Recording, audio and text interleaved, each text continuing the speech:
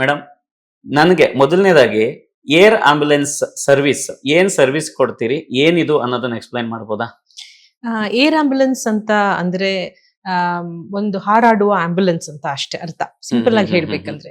ಆದ್ರೆ ಈ air ambulance ನಲ್ಲಿ ಒಂದು ಸ್ಪೀಡ್, ಅಂದ್ರೆ ಈಗ ಒಂದು ಆಕ್ಸಿಡೆಂಟ್ ಆಯ್ತು ಅಂತ ಅನ್ಕೊಳ್ಳಿ ಚಿತ್ರದುರ್ಗ ಹೈವೇದಲ್ಲಿ, ಈ ಬೆಂಗಳೂರಿಂದ ಒಂದು ಟೀಮ್ ಅಲ್ಲಿ ಹೋಗಿ ಆ ಪೇಷಂಟ್ ನ ಸ್ಟೆಬಿಲೈಸ್ ಮಾಡಿ ಕರ್ಕೊಂಡ್ ಬರ್ಬೇಕು ಅಂದ್ರೆ we need first of all golden hour ಅಂತ ಹೇಳ್ತೀವಿ, ಅಂದ್ರೆ ಸ್ಪೀಡ್ ಅಲ್ಲಿ ಹೋಗಿ ಕರ್ಕೊಂಡ್ ಬರ್ಬೇಕು.